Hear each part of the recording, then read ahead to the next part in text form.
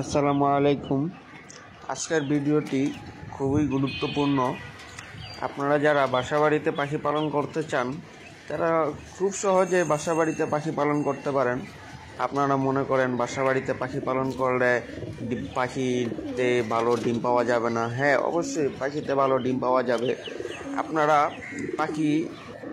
আপনারা বাজার থেকে পাখি কেনার সময় অবশ্যই পাখির বয়স দেখে কিনবেন। তো হাট থেকে কিনলে হয় কি, ওরা সঠিক বয়সের পাখি কিনতে পারবেন না হাট থেকে কিনলে।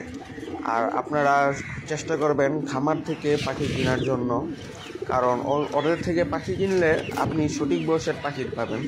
তো আপনি বয়স নির্ণয় করার জন্য আপনি পাখিকে মেপে দেখবেন। পাখির ওজন যদি 100 গ্রাম হয় তাহলে ওর বয়স হবে 30 দিন। আরেকটা কথা বলে রাখি, পাখি ডিম পাড়ার জন্য ছেলে পাখির দরকার হয় না, তবে একটা ছেলে পাখি থাকলে ভালো হয়। আমার এখানে 7টা মেয়ে পাখি আর একটা ছেলে পাখি। ছেলে এবং মেয়ে পাখি চেনার উপায় তা আমি আমার নেক্সট ভিডিওতে দেখিয়ে দেব, তাহলে আপনারা খুব সহজে বুঝতে পারবেন।